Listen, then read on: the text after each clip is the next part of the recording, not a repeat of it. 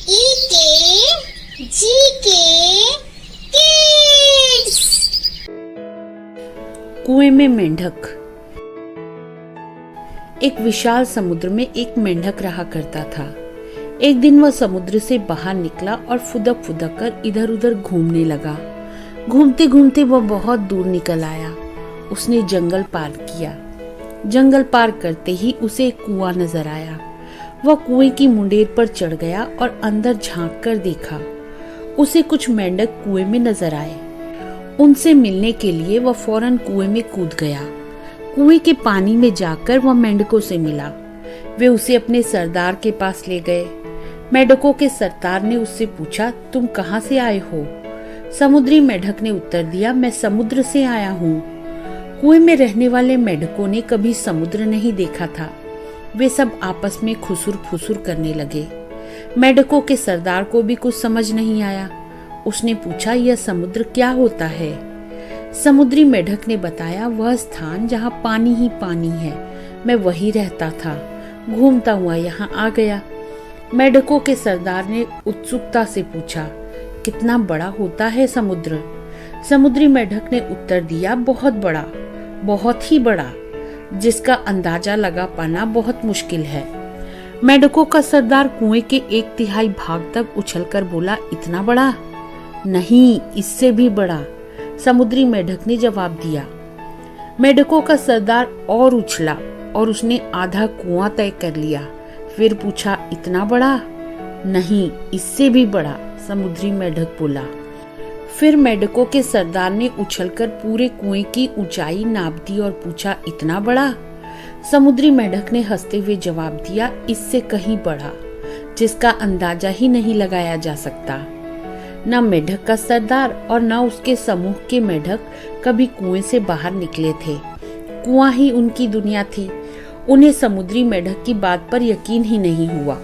मेंढक का सरदार कुछ देर तक चुप रहा, तो समूह में से एक मेंढक बोला, सरदार यह झूठ बोल रहा है। हमारे कुएं से विशाल कोई जगह हो ही नहीं सकती।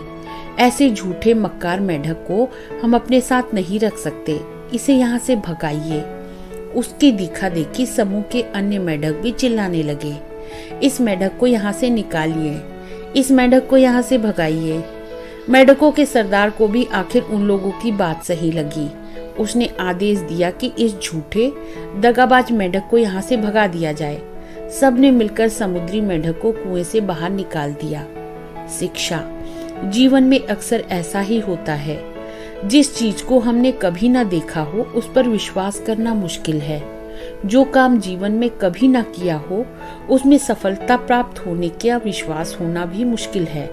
यदि हमने संकुचित बुद्धि से सोचा तो कुएं में ही रह जाएंगे। जीवन में प्रगति करना है तो सबसे पहले अपनी सोच को विस्तारित करना होगा। सारी बातों के बारे में विस्तार पूर्वक जानकर निर्णय लेना होगा और जीवन की असीमित संभावनाओं के बारे में विचार करना होगा। पिपहरी वाला और गांव के लोग। एक गांव में हजारों चूहे थे। गांव में ऐसी कोई जगह नहीं थी जहां चूहे न हो। ये चूहे ढेरों अनाज खा जाते थे। घर का सामान, कपड़े, कागजात, पत्र, सब कुछ वे कुतर डालते थे। चूहों के कारण गांव के लोगों को काफी नुकसान उठाना पड़ता था। वे किसी तरह चूहों से छुटकारा पाना चाहते थे। एक दिन उस गांव में आया पिपहरी वाला। उसने देखा कि गांव के लोग चूहों से त्रस्त हैं। अतः उसने गांव के लोगों से कहा, मैं गांव के सारे चूहों को खत्म कर दूंगा, पर इसके लिए तुम लोगों को मुझे 5,000 रुपए देने होंगे। गांव वाला ने पिपहरी वाले को 5,000 रुपए देना मंजूर कर लिया। पिपहरी वाला मधुर स्वर में अपनी पिपहरी बजाने लगा। पिपहरी की आवाज सुनकर चूहे घरों, दुकानों, गोदामों तथा खेतों खलिहानों से निकलकर दौड़ते हुए रास्ते पर आ गए। वे पिपहरी की आवाज सुनकर नाचने लगे। पिपहरी बजाने वाला नदी की ओर चल पड़ा। चूहे भी नाचते नाचते उसके पीछे चल पड़े। वह नदी के पानी में उतर गया। उसके पीछे चूहे भी पानी में कूद गए। इस तरह सारे चूहे पानी में कूदकर मर गए। इसके बाद पिपहरी वाला गांव में लौटा। उसने गांव वालों से अपने 5,000 रुपए मांगे, पर गांव वालों ने पैसे देने से इनकार कर दिया। पिपहरी वाले ने कहा, तुम लोग बेईमान हो, अब मैं फिर से पिपहरी बजा रहा हूँ। इस बार तुम लोगों को 5,000 के बजाय 10,000 देने पड़ेंगे। उसने पहले से भी मधुर पिपहरी बजानी शुरू कर दी। पिपहरी की आवाज़ सुनकर गांव के सारे बच्चे रास्ते पर आ गए और मस्त होकर नाचने लगे। पिपहरी वाला पिपहरी बजाता रहा, बच्चे मस्ती में नाचते रहे। बहुत देर तक यूं ही चलता रहा। गांव के लोग न पिपहरी वाले को पिपहरी बजाने से रोक सके और न ही बच्चों को नाचने से। गांव के लोगों को लगा कि चूहों की तरह उनके बच्चों के भी नाचते नाचते प्राण न निकल जाए। उन्हें अब पिपहरी वाले को पैसा ना देने का बड़ा पछतावा हुआ। आखिरकार गांव वाले ने पिपहरी वाले से विनती की, ये रहे तुम्हारे 10,000 रुपए, अपने पैसे लो और पिपहरी बजाना बंद करो। पिपहरी वाले ने पिपहरी बजाना बंद कर दिया। पैसे अपनी जेब में डालकर वह गांव से चल पड़ा। पिपहरी की आवाज़ बंद होते ही बच्चों ने नाचना बंद कर दिया। वे अपने घर लौट आए। गांव के लोगों में खुशी की लहर दौड़ाई। तो दोस्तों, इस कहानी से हमें यह शिक्षा मिलती है कि बेईमानी की सजा हमेशा बहुत भारी होती है। जीवन का मूल्य। एक दिन की बात है, पिता ने देखा कि उसका बेटा घर के लॉन में गुमसुम बैठा हुआ है। वह बेटे के पास गया और उससे पूछा, बेटा क्या बात है, गुमसुम से क्यों बैठे हो? बेटे ने जवाब दिया, मैं कुछ सोच रहा हूँ पापा। पिता बोले, मुझे भी तो पता चले कि तुम क्या सोच रहे हो। मैं ये सोच रहा हूँ पापा कि मेरी जिंदगी की कीमत क्या है। पिता मुस्कुरा उठा और बोला, अच्छा ये बात है, यदि तुम सच में अपनी जिंदगी की कीमत समझना चाहते हो तो जैसा मैं कहता हूँ वैसा करो। बेटा तैयार हो गया। पिता ने उसे एक पत्थर दिया जो दिखने में साधारण सा ही था और कहा, बेटा इस पत्थर को लेकर बाजार जाओ और वहाँ किसी स्थान पर ये पत्थर हाथ में लेकर बैठ जाना।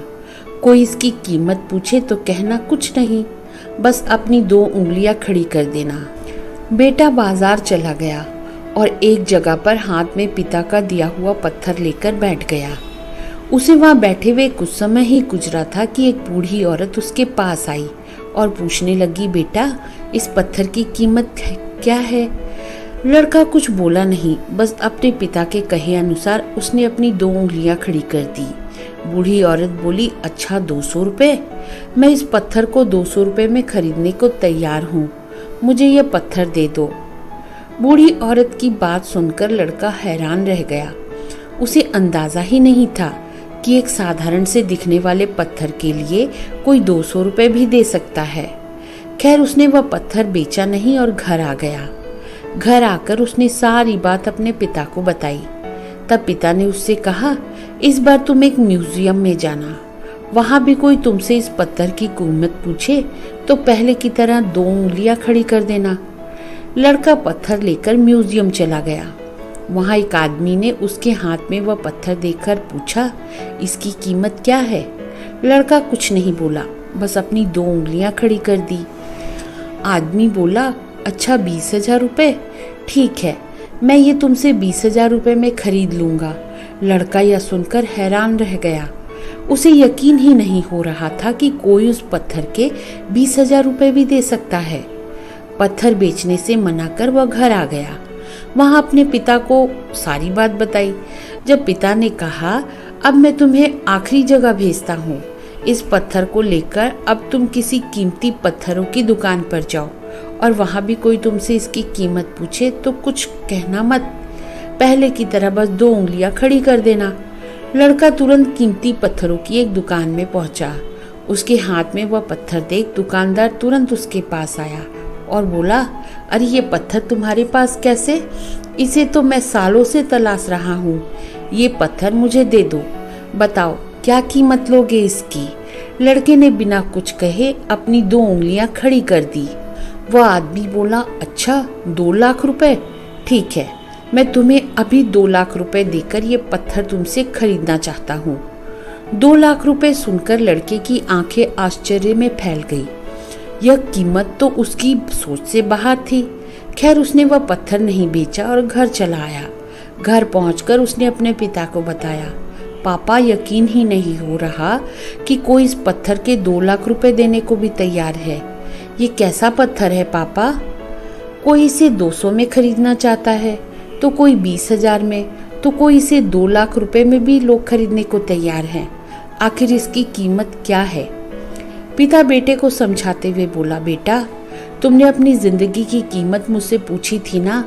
इस पत्थर की जगह अपनी जिंदगी को रखो और अंदाजा लगाओ अपनी जिंदगी की कीमत की। इस पत्थर की कीमत अलग अलग स्थान पर अलग अलग थी। वैसा ही जिंदगी के साथ भी है।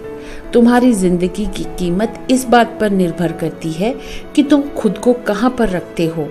यदि तुम खुद को 200 रुपए वाली जगह पर रखोगे तो तुम्हारी जिंदगी की कीमत 200 रुपए की है। यदि तुम खुद को 20,000 रुपए की जगह पर रखोगे तो तुम्हारी जिंदगी की कीमत 20,000 रुपए है। यदि तुम 2 लाख रुपए की जगह में रखोगे तो तुम्हारी जिंदगी की कीमत 2 लाख रुपए है। अब ये तुम्हें तय करना है कि तुम खुद को कहाँ रखते हो। शिक्षा। लोग हमारी जिंदगी का अलग अलग मूल्यांकन करते हैं। जो हमसे प्यार करते हैं, हमें अपना समझते हैं, उनके लिए हम सब कुछ होते हैं। लेकिन जो हमें बस इस्तेमाल करना चाहते हैं, हमारा फायदा उठाना चाहते हैं, उनके लिए हम कुछ भी नहीं होते। वास्तव में जीवन अमूल्य है, इसका महत्व समझें। शेर और बिल्ली। सालों पहले नील नामक जंगल में एक बड़ी होशियार बिल्ली रहती थी। हर कोई उससे ज्ञान प्राप्त करना चाहता था। जंगल के सारे जानवर उस बिल्ली को मौसी कहकर पुकारते थे। कुछ जानवर उस बिल्ली मौसी से पढ़ने के लिए भी जाते थे। एक दिन बिल्ली मौसी के पास एक शेर आया। उसने कहा, मुझे भी आपसे शिक्षा चाहिए। मैं आपका छात्र बनकर आपसे सब कुछ सीखना चाहता हूँ, ताकि जीवन में आगे मुझे कोई दिक्कत ना हो। कुछ देर सोचने के बाद बिल्ली बोली, ठीक है, तुम कल पढ़ने के लिए आ जाना। अगले दिन से रोजाना शेर बिल्ली मौसी के यहाँ पढ़ने के लिए आने लगा। 1 महीने में शेर इतना समझदार हो गया कि बिल्ली ने उससे कहा, अब तुम मुझसे सब कुछ सीख चुके हो, तुम्हें कल से पढ़ाई के लिए आने की जरूरत नहीं है। तुम मेरे द्वारा प्राप्त की गई शिक्षा की मदद से अपने जीवन को आसानी से जी सकते हो। शेर ने पूछा, आप सच कह रही हैं? मुझे अब सब कुछ आ गया है क्या? बिल्ली ने जवाब दिया, हाँ, मैं जो कुछ भी जानती थी मैंने सब कुछ तुम्हें सिखा दिया है। शेर ने दहाड़ते हुए कहा, चलो फिर क्यों ना आज इस विद्या को तुम पर ही आजमा कर देख लिया जाए। इससे मुझे पता चल जाएगा कि मुझे कितना ज्ञान मिला है। डर के मारे सहमी हुई बिल्ली मौसी ने कहा, बेवकूफ, मैं तुम्हारी गुरु हूँ, मैंने तुम्हें शिक्षा दी है, तुम इस तरह मेरे ऊपर प्रहार नहीं कर सकते हो। शेर ने बिल्ली की एक न सुनी और उस पर झपट पड़ा। अपनी जान बचाने के लिए तेजी से बिल्ली दौड़ने लगी। दौड़ते दौड़ते वह पेड़ पर चढ़ गई। बिल्ली को पेड़ पर चढ़ा हुआ देखकर शेर ने कहा, तुमने मुझे पेड़ पर चढ़ना नहीं सिखाया, तुमने मुझे पूरा ज्ञान नहीं दिया। पेड़ पर चढ़ने के बाद राहत की सांस लेते हुए बिल्ली ने जवाब दिया, मुझे तुम पर पहले दिन से ही विश्वास नहीं था। मैं जानती थी कि तुम मुझसे सीखने के लिए तो आए हो, लेकिन मेरे ही जीवन के लिए आफत बन सकते हो। यही कारण है कि मैंने तुम्हें पेड़ पर चढ़ना नहीं सिखाया। अगर मैंने तुम्हें यह ज्ञान भी दे दिया होता तो तुम आज मुझे मार डालते। गुस्से में बिल्ली आगे बोली, तुम आज के बाद मेरे सामने कभी मत आना, मेरी नजरों से दूर हो जाओ। ऐसा शिष्य जो अपने गुरु का सम्मान नहीं कर सकता, वो किसी काबिल नहीं। बिल्ली मौसी की बात सुनकर शेर को भी गुस्सा आया, लेकिन वो कुछ कर नहीं सकता था क्योंकि बिल्ली पेड़ पर थी। गुस्से को मन में लेकर शेर वहां से दहाड़ते हुए चला गया। तो दोस्तों, इस कहानी से यह सीख मिलती है कि किसी पर भी आंख मूंदकर भरोसा नहीं करना चाहिए। जीवन में हर किसी से सतर्क रहने पर ही आप खुद को सुरक्षित रख सकते हैं। वनराज का बदला। एक नगर में चंद्र नामक राजा का शासन था। उसके राजमहल के बगीचे में बंदरों का एक समूह रहता था। बगीचे के फलों के अतिरिक्त राजा के सेवकों द्वारा प्रतिदिन प्रदान किए जा रहे भोजन का सेवन कर वे बहुत हृष्ट पुष्ट हो गए थे। बंदरों का सरदार वनराज एक बूढ़ा बंदर था जो बहुत बुद्धिमान था। समय समय पर वह अपना परामर्श बंदरों के समूह को दिया करता था। राजमहल में 2 भेड़ें भी रहती थी। राजा के पुत्र उनके साथ खेला करते थे। 2 भेड़ों में से एक भेड़ बहुत चटोरी थी। जब मन करता वह रसोई घर में घुस जाती और वहां खाने की जो भी चीजें पाती खाती। रसोइया भेड़ की इस हरकत पर बहुत क्रोधित होता और जो हाथ में आता वह वस्तु फेंककर उसे मारता। एक दिन वनराज ने रसोइये को भेड़ को एक बर्तन फेंककर मारते हुए देखा। वह सोचने लगा, कहीं रसोइये और इस भेड़ की यह तनातनी बंदरों के विनाश का कारण न बन जाए। ये चटोरी भेड़ तो खाने के लोभ में यदाकदा रसोई घर में जाती रहेगी। यदि किसी दिन क्रोधवश रसोइये ने चूल्हे की जलती हुई लकड़ी उस पर फेंक दी तो अनर्थ हो जाएगा। भेड़ का ऊन से ढका शरीर आग पकड़ लेगा। भागते हुए भेड़ अस्तबल पहुंच गई तो सूखी घास से भरा अस्तबल धधक उठेगा, घोड़े जल जाएंगे और फिर वही बंदरों का काल बनेंगे। यह विचार मस्तिष्क में आते ही वनराज ने अपने समूह की सभा बुलाई और अपना संदेह जाहिर किया। उसने परामर्श दिया कि इससे पूर्व की रसोइये और भेड़ों के बीच की लड़ाई हमारे लिए प्राणघातक सिद्ध हो हमें राजमहल छोड़ देना चाहिए, अन्यतः हमारा विनाश निश्चित है। लेकिन बंदरों ने उसकी बात नहीं मानी। उन्हें लगा कि उनका सरदार अब बूढ़ा हो चुका है और व्यर्थ का भ्रम पाल रहा है। वे राजमहल के भोजन के आदी हो चुके थे, इसलिए राजमहल छोड़ने को तैयार नहीं हुए। लेकिन वनराज ने तत्काल राजमहल छोड़ दिया। इधर एक दिन फिर चटोरी भेड़ रसोई घर में घुस गई और वही हुआ जिसका बंदरों के सरदार को भय था। रसोइये को और कुछ नहीं मिला तो उसने जलती हुई लकड़ी का टुकड़ा उठाकर भेड़ पर फेंक दिया। भेड़ का शरीर जो ऊन से ढका हुआ था धधकने लगा। वह इधर उधर भागने लगी और अस्तबल में घुस गई। आग की लपट अस्तबल में रखी सूखी घास तक पहुंची और पूरा अस्तबल धू धू कर जल उठा। कई घोड़े जलकर मर गए, कई घायल हो गए। राजा को यह समाचार मिला तो उसने वैद्य को बुलाया और उसे घोड़ों का उपचार करने का आदेश दिया। वैद्य ने घोड़ों के घाव का परीक्षण किया और बोला, इनके घाव को शीघ्र ठीक करने का एक ही उपाय है, इन पर बंदरों की चर्बी लगानी पड़ेगी। राजा ने सैनिकों को आदेश दिया कि जो भी बंदर दिखे तो मारकर उसकी चर्बी घोड़ों के उपचार के लिए लाई जाए। राजमहल के सारे बंदर मार दिए गए। जब वनराज तक यह बात पहुंची तो वह बहुत दुखी हुआ। उसके मन में प्रतिशोध की ज्वाला धधक उठी, लेकिन वह अकेला था।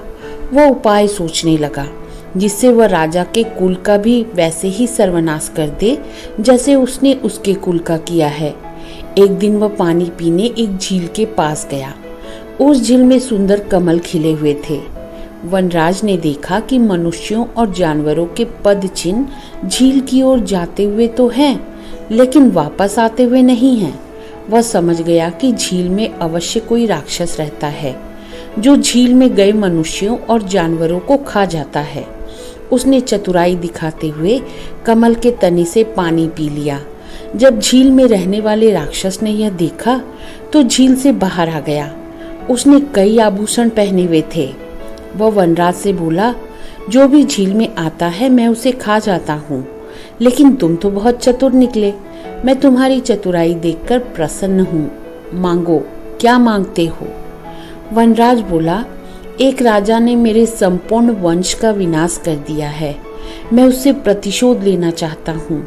आप मेरी सहायता करें, मुझे अपना कंठहार दे दें। मैं आपको वचन देता हूँ कि मैं आपके आहार के लिए राजा और उसके अनुचरों को इस झील में लाऊंगा। राक्षस ने वनराज को कंठहार दे दिया। वह हार पहनकर बंदरों के सरदार राजा के नगर पहुंचा। वो वहां एक पेड़ से दूसरे पेड़ पर झूलने लगा। जिसकी भी दृष्टि उस पर पड़ती वह कंठहार देखकर दंग रह जाता। राजा के सैनिकों की दृष्टि भी उस पर पड़ी। वे उसे पकड़कर राजा के समक्ष ले गए। राजा ने उससे पूछा, तुम्हें ये कीमती कंठहार कहाँ से प्राप्त हुआ? वनराज ने उत्तर दिया, महाराज, यह हार मुझे समृद्धि के देवता द्वारा प्रदान किया गया है। वह जंगल के बीचों बीच स्थित एक झील में निवास करते हैं। जब सूर्य आधा उदय हुआ होता है, उस समय जो व्यक्ति उस झील में डुबकी लगा ले तो उसे समृद्धि के देवता का आशीर्वाद और कंठहार प्राप्त होता है। राजा उसकी बातों में आ गया। वह अपनी पत्नी और पूरे परिवार सहित उस झील में डुबकी लगाने को तैयार हो गया। वनराज ने कहा, कल सुबह की मंगल बेला में पधारिए। लोभ में अंधा हो चुका राजा अगली सुबह अपनी पत्नी, पुत्र, परिवारजन, मंत्रियों और सेवकों सहित झील पहुंचा। वनराज भी उनके साथ था। वह बोला, महाराज, सबको अलग अलग स्थानों में झील में उतरना होगा। सबके जाने के बाद आप अंत में झील में उतरिए।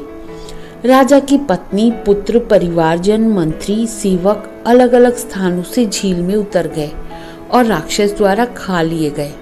बहुत देर तक जब कोई बाहर नहीं आया तो राजा ने चिंतित होकर पूछा, हे वनराज, मेरी पत्नी, पुत्र, परिवारजन, मंत्री और सेवक बाहर क्यों नहीं आ रहे? तब वनराज एक पेड़ के ऊपर चढ़ गया और राजा से बोला, अरे दुष्ट, तुम्हारा समस्त परिवार, मंत्री और सेवक राक्षस द्वारा खा लिए गए हैं। तुमने मेरे परिवार को मौत के घाट उतारा था। आज मैंने उसका प्रतिशोध ले लिया है। शिक्षा, बुरा करोगे तो बुरा फल पाओगे।